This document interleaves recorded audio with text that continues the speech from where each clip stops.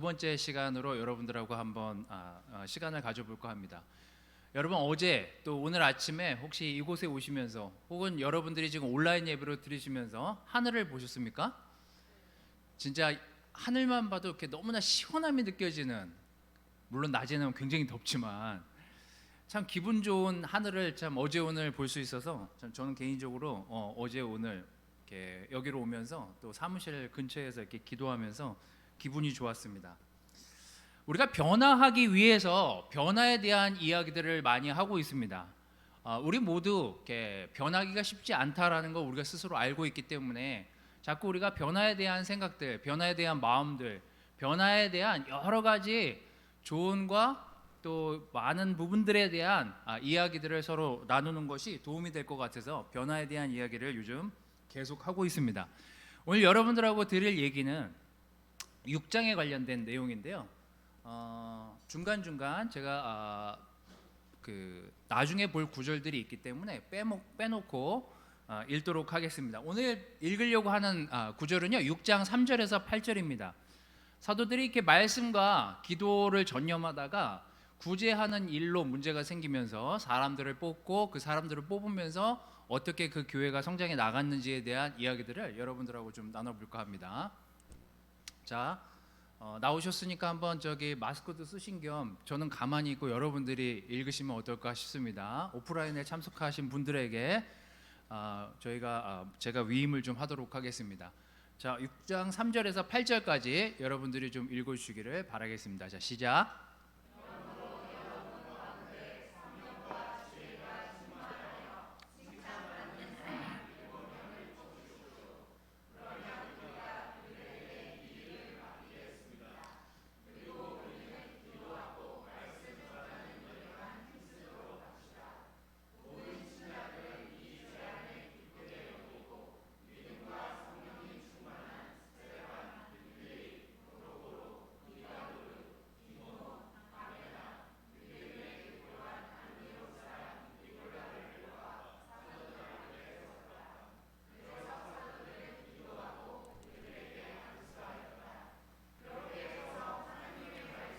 널리 전파되었고 예루살렘에서 믿는 사람들의 수가 크게 늘어났으며 제사장들도 많이 믿게 되었다.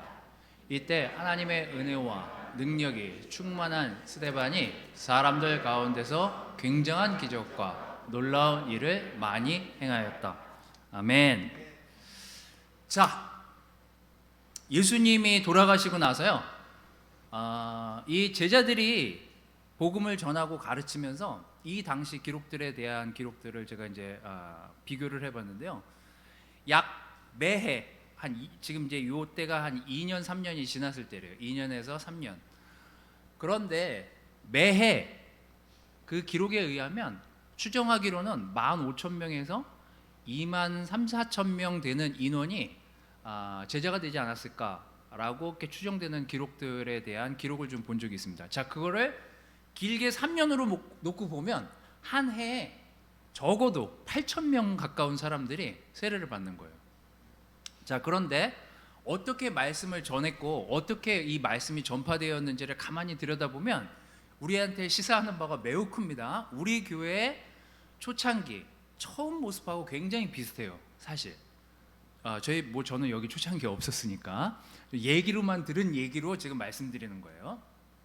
자, 저는 기존에 여러분들이 들으시면 웃으실 수도 있지만 저는 모태신앙이거든요. 저는 엄마 뱃속에서부터 교회를 나갔었어요. 그걸 모태신앙이라고 하잖아요. 저희 집은 교회 옆에 딸린 사찰 그 집사님들이 사는 그 집에서 어렸을 시절을 보냈어요. 그래서 어렸을 적 마당도 교회 마당이었어요. 집 마당이. 그렇게 컸어요. 자, 지금 이 사도들이 주로 말씀을 전하는 곳이 어디였냐면 회당이라는 곳이었어요.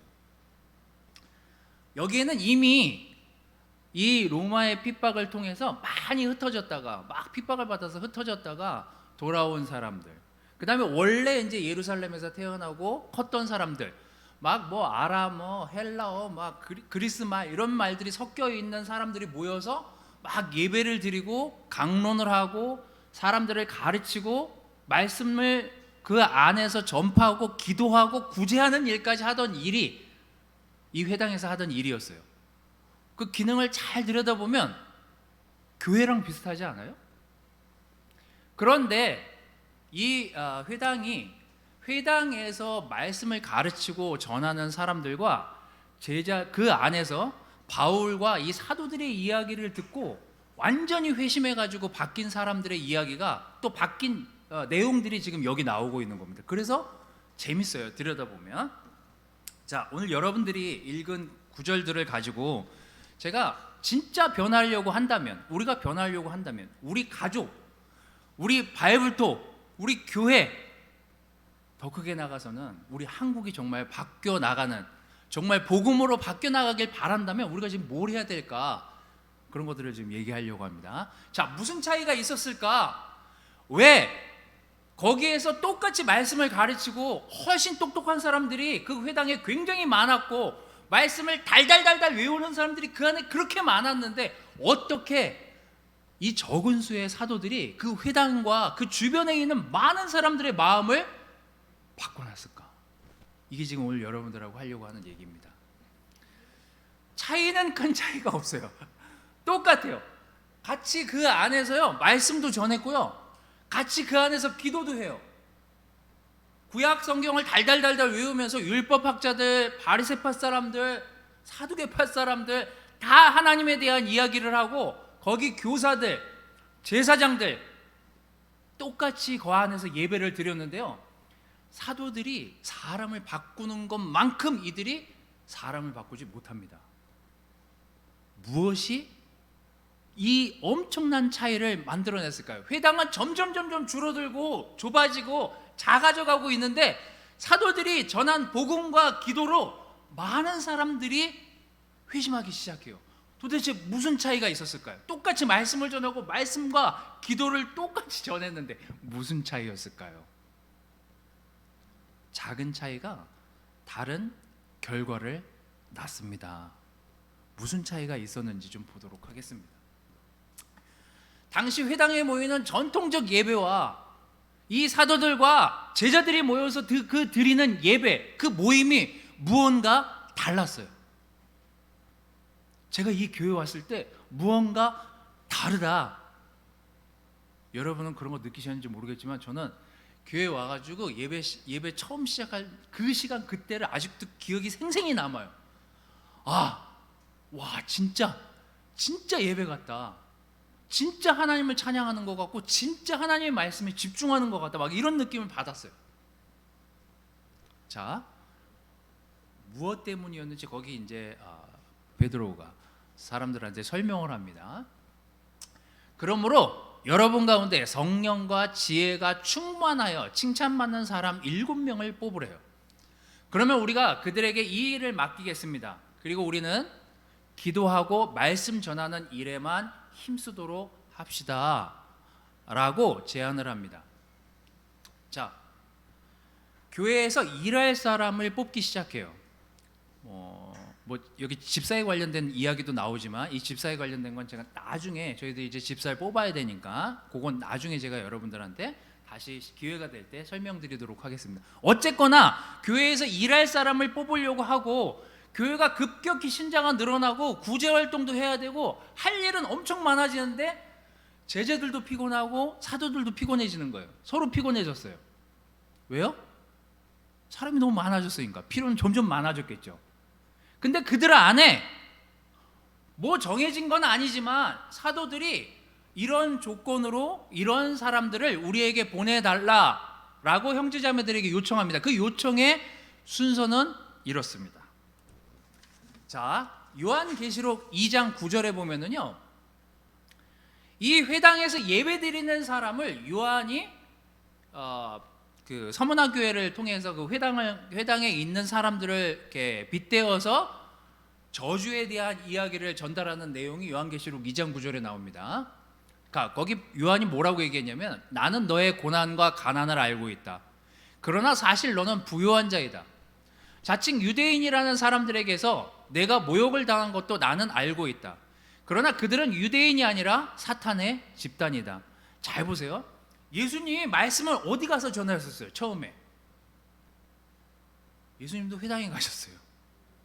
예수님을 잃어버린 것도 회당 근처였어요. 자, 예수님이 회당에 가서 그 유대인들, 제사장들, 율법학자들, 바리새파 사람들이 어떤 예배를 드리고 있는지를 보면서 그들을 바꿔놓고 싶으셨어요. 너희가 지금 잘못된 예배를 드리고 있다고. 너희가 지금 잘못된 하나님을 경배하고 있다고요. 너희 안에 하나님이 존재하지 않는다고요. 근데 사도들도, 바울도 똑같이 이 사도행전을 보면은요, 회당에 가서 그들을 바꿔놓기 위한 말씀들을 전하기 시작해요. 그러면서 엄청난 사람들이 회심을 합니다. 그러니까 이미 하나님을 알고 있었고 하나님을 믿는다라고 생각하는 사람들을 바꿔놨을 뿐이에요. 무엇이 그들을 바꿔놨을까요? 아까 그 구절에 나온 것들을 제가 순서대로 적어왔습니다. 첫째, 이런 조건 중에 첫 번째, 아까 나온 첫 번째 조건이 이거예요. 성령이 충만한 사람을 뽑아라. 원전 성경에는요, 믿음이 충만한 사람을 뽑아라 이렇게 기록되어 있습니다. 그 말은 하나님 안에서 믿음이 흔들림 없이 나아갈 수 있는 사람을 너희 중에 추천하라고요. 그래서 여러분 그룹, 가족, 교회 거기에서 사람을 뽑을 때는요, 어떤 사람을 뽑아야 돼요? 하나님을 너무 사랑하고 흔들림 없는 믿음을 소유한 사람이 첫 번째예요. 자, 회당에서 드리는 대다수의 회당에서 가르치는 사람들의 순서가 뭔지 아세요? 이 당시에 회당, 이 사도들이 바꿔놓은 사람들 말고 원래 회당에서 주인 행세하면서 자리 잡고 있었던 사람들의 이 4개 중에 순위 1번이 뭐였는 줄 아세요? 똑똑한 사람, 지혜로운 사람, 성경을 외우는 사람, 성경에 대한 지식을 많이 알고 있는 사람. 근데 지금 사도들이 뽑은 사람은 뭐가 먼저예요? 믿음이 있는 사람, 하나님을 가장 사랑하는 사람을 먼저 너희들 중에 생각해서 뽑으라고요. 그 다음에 지혜 있는 사람을 뽑으라고 했는데, 이것도 원전 성경에 보니까 삶에서 풍부한 경험을 갖고 지혜를 가지고 사람들을 도와줬던 그 사람을 뽑으라고요. 그런 지혜를 가진 사람을 뽑으래요. 그 다음 세 번째가 뭐냐면요, 주변 형제 자매들에게 평판, 증명된 사람을 추천받으래요. 칭찬받는 사람이요. 사람들을 오래 두고 보면 그 사람의 면면을 알게 되잖아요. 그래서 사도들이 그들에게, 자, 일할 사람을 뽑아서 저희들에게 보내주시는데 이런 순서에 맞는 사람들을 뽑아서 보내주십시오. 그게 누구였냐면 흔들림 없는 믿음을 가진 첫 번째 사람, 두 번째 삶의 지혜. 정말 이 구제나 모든 사역들에 의해서 지혜가 풍요로운 사람을 뽑아주십시오. 세 번째, 주변의 평판과 증명이 된 사람을 저희들에게 보내주시면 감사하겠습니다. 그리고 함께 기도하고 함께 말씀을 전하는 일에 동참할 수 있는 그 사람이요. 그래서 그 사람들이 뽑힌 게 스데반과 거기 아까 어려운 이름으로 나온, 헬라식 이름으로 나온 사람들이 뽑히게 되었습니다. 자, 그러면 우리 교회와 우리 바이블톡과 우리 주변 형제자매들을 보면서, 자, 그러면 이제 우리 바이블톡만 생각하고, 우리는 우리 바이블톡에서 멤버들은 거의 대부분 제가 볼 땐 비슷하거든요. 거기 약간 잘 지내는 사람, 약간 못 지내는 사람, 지혜로운 사람, 안 지혜로워 보이는 사람, 여러 사람이 있을 수 있잖아요. 자, 그런데 우리는 어떤 형제 자매들에게 역할을 맡길 때 가장 우선적으로 봐야 되는 게 무엇일까를 생각하면 이제 이대로 하면 되는 거죠. 아, 저 사람은 정말 흔들림이 없는 것 같아. 정말 하나님 너무 사랑하는 것 같아. 어떻게 저렇게 하나님을 믿고 의지하고 따라갈 수 있지? 내가 저 사람이라면, 저 환경이라면 난 못할 것 같은데. 그런 사람을 우선 뽑으래요. 그래서 이 사도들이 전한, 회당에 가서 전한 그 사람들 가운데 엄청난 레위인과 제사장들이 세례를 받습니다. 그 사람들이 예배를 인도하던 사람들이었어요. 다. 자, 여러분 그룹, 우리 교회는 어떤 사람을 먼저 선택하고 뽑는지 우리가 다시 한번 눈여겨봐야 할 대목이라는 생각에 제가 좀 적어왔습니다. 여러분, 교회는 똑똑한 사람도 필요하지만요, 그보다 하나님을 가장 사랑하는 사람이 그 일을 할 수 있게끔 우리가 그런 사람을 뽑아야 돼요. 그게 우리의 믿음이에요. 그게 우리의 선택이어야 되고요. 사도들이 그렇게 했기 때문에 그 뒤에 여러분들 읽어보시면 아시겠지만 너무나 기뻐하고 너무나 즐거워하면서 그 시간들이 흘러갔음을 볼 수 있습니다. 제자들이 너무 기뻐했다라고 기록에 나오잖아요. 여러분, 굉장히 작은 차이 같지만 이 작은 차이 때문에 회당은 점점 줄어들고 없어지는 반면에 제자들은 엄청난 숫자로 불어나게 되는 결과를 맞이하게 됩니다. 여러분 그룹에 적용해 보시기를 바라겠습니다. 자, 두 번째는요, 가르침이 아닌 배움의 자세에 있었던 제자들이 훨씬 더 많았습니다. 사도들 해봐야 몇 명이나 되겠어요? 그 사람들이 가르치는 사람이 몇 명이나 되겠냐고요. 자, 사도행전 6장 8절, 이 뒤에 적어왔나요? 네. 이때 하나님의 은혜와 능력이 충만한 스데반이 사람들 가운데서 굉장한 기적과 놀라운 일을 많이 행하였다, 이렇게 기록하고 있습니다. 로마서 2장 17절 21절, 요 연관이 좀 있어서 제가 말씀을 좀 가져왔습니다. 제가 읽어드리겠습니다. 로마서 2장 17절에서 21절. 그러나 유대인 여러분은 어떻습니까? 당시 이제 회당에 있었던 사람들, 율법이나 이런 것들을 잘 가르치고 있는 사람들에게 바울이 반문하는 내용입니다. 여러분은 율법을 의지하고 하나님을 자랑하며 율법에서 교훈을 받아 하나님의 뜻을 알고 최상의 것을 가려낼 줄 압니다. 그리고 여러분은 여러분 자신이 소경의 길잡이요 어둠에 있는 사람들의 빛이며 어리석은 사람의 교사요 어린 아이들의 선생이라고 믿고 있으며 또 지식과 진리의 모든 내용이 율법에 다 들어있는 것으로 알고 있습니다. 그런 여러분이 남은 가르치면서도 왜 여러분 자신은 가르치지 못합니까? 제가 저를 제일 많이 못 볼 때가 뭐냐면요, 제가 막 전했어요. 근데 누군가 저한테 불편한 얘기를 하는데 제가 듣고 싶지가 않을 때가 있어요.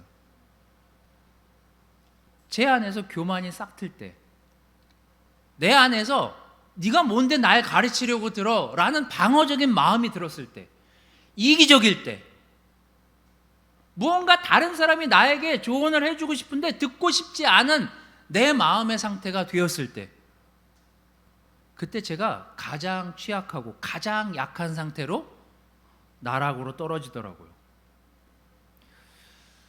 저는 여기서 말씀을 전하고 가르치지만 반대로 내가 가르치는 것만큼 형제자매들이 하는 이야기와 형제자매들이 하는 그 반응과 그들이 나눈 큐티와 말씀에 나는 얼만큼 반응하고 있지? 이게 오늘 우리가 가져야 될 또 다른 변화를 위한 중요한 태도 중에 하나입니다.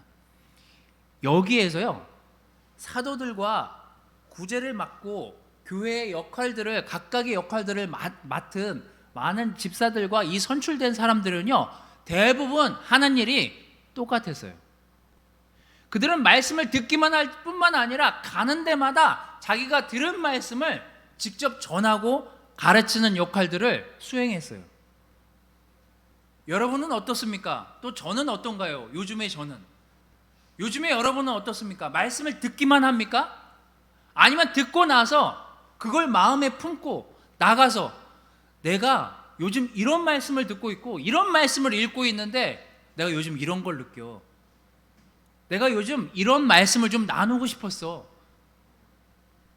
제가 이렇게 애들이랑, 특히 요즘 캠퍼스 애들이랑 이렇게 시간을 보면, 캠퍼스 친구들이랑 이렇게 시간을 보내면요, 뭔가 다르게 하여튼 순수함이 느껴져요. 굉장히 리얼하게 얘기하고요, 거리낌이 없어요. 진짜 요즘 애들이에요. 요즘 학생들이에요. 목사님? 그런 거 신경 안 써요. 진짜 잘 얘기해요. 자기 마음을. 잘 컸어요, 정말. 제가 들을 때마다 깜짝깜짝 놀래요. 그런데 결혼부들이랑 얘기하면 시간이 한참 걸려요. 얘기 나오는데. 왜 그럴까, 우리는 뭘 가리우고 싶은 걸까? 한번 잘 생각해 보시기를 바라요. 나의 어떤 마음들이 내가 내 마음에 있는 것들을 꺼내지 못하게끔 막고 있는 것이 무엇일까?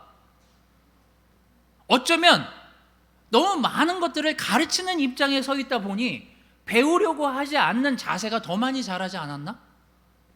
오늘 우리가 한번 생각해 볼 중요한 요소 중에 하나입니다.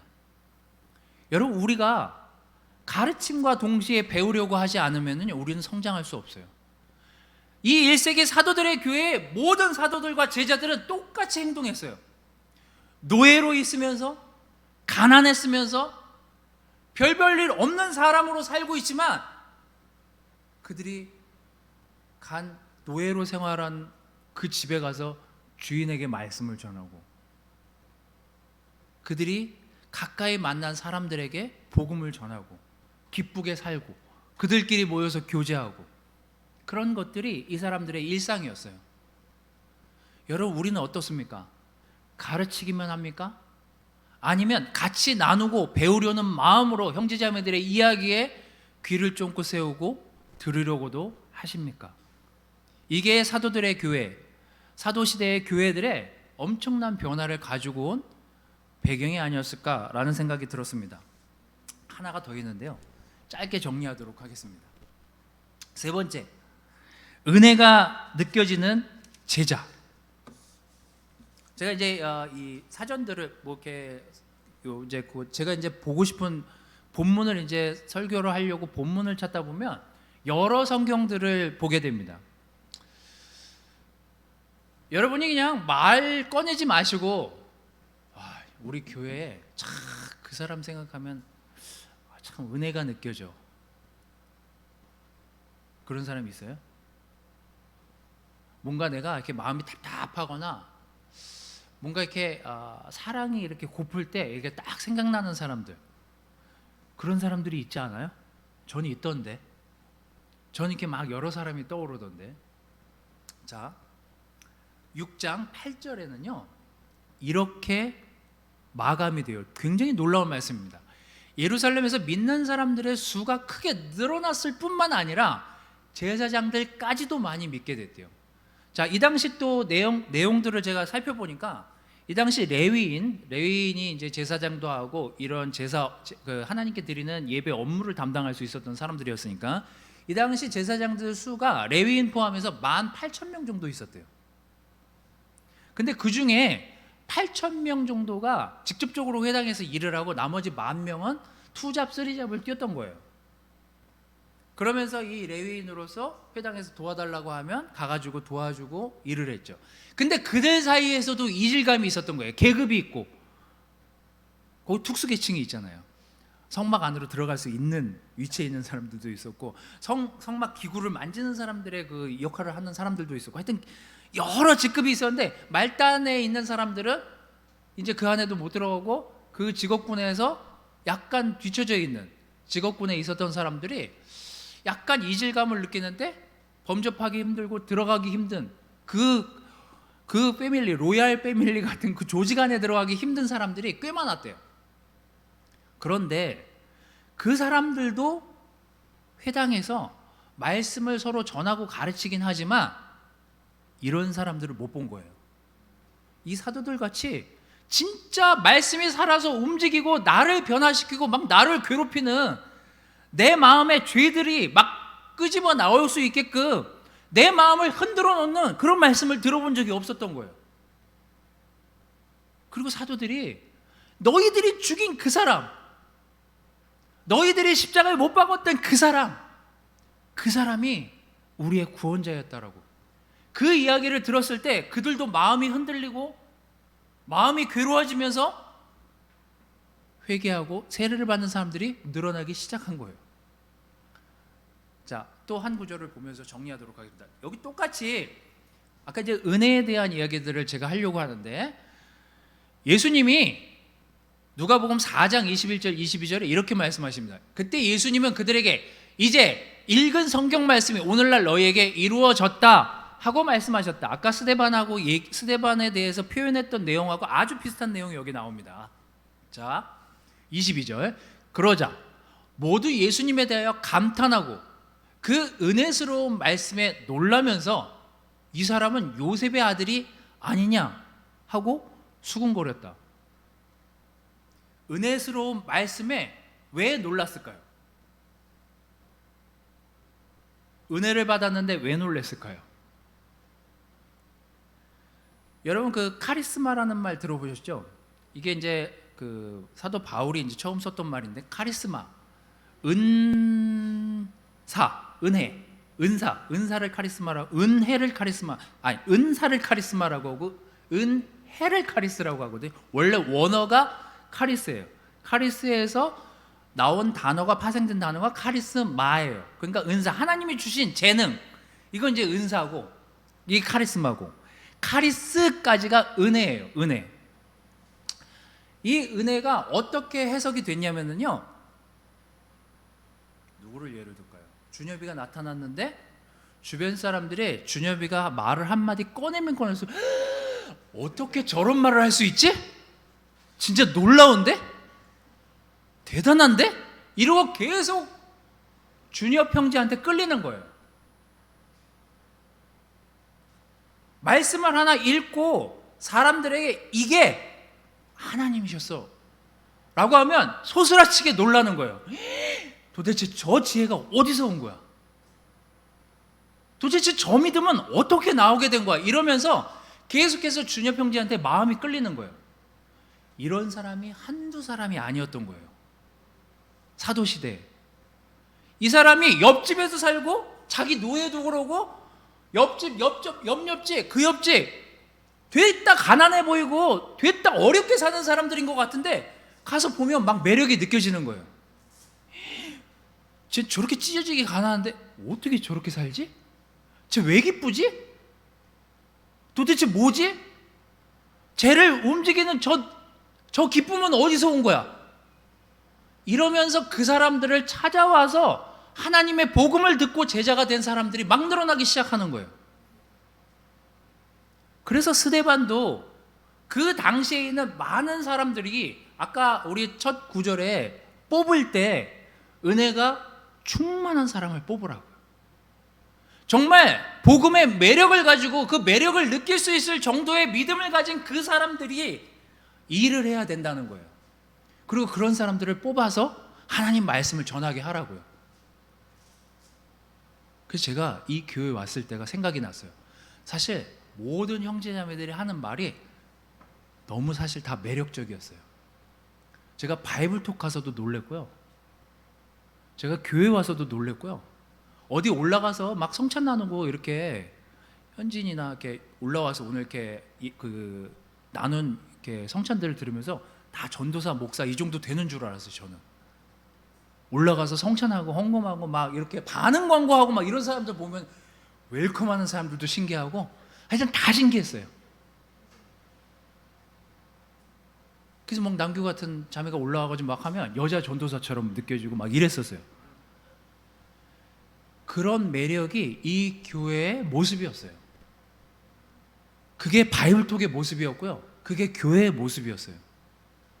오늘 우리 바이블톡은 어떻습니까? 매력 덩어리들이 여러분 바이블톡에 넘쳐나고 있습니까? 그렇다면 아멘입니다. 은혜가 넘치고 은혜 때문에 매력이 느껴지는 그런 여러분의 바이블톡과 가족과 교회라면 우리 교회는 분명히 새로운 변화를 맞이하게 될 거예요. 여러분, 사도행전 6장의 교회는 이렇습니다. 그들의 출발은 되게 작고 불안하고 미약해 보였지만 굉장히 도전적인 결과를 만들어냈어요. 그들은 말씀을 배우고 습득하고 가르쳤을 뿐만 아니라 그것을 나눌 줄 알았고요. 그것을 전할 줄 알았고 그것을 서로 공유할 수 있는 믿음의 소유자였어요. 그리고 그들에게 있는 그 은혜의 매력 덩어리로 많은 사람들에게 정말 어필할 수 있는 그 당시 최고의 매력 덩어리들이 제자였음을 기억하시기를 바라겠습니다. 말씀을 마치도록 하겠습니다.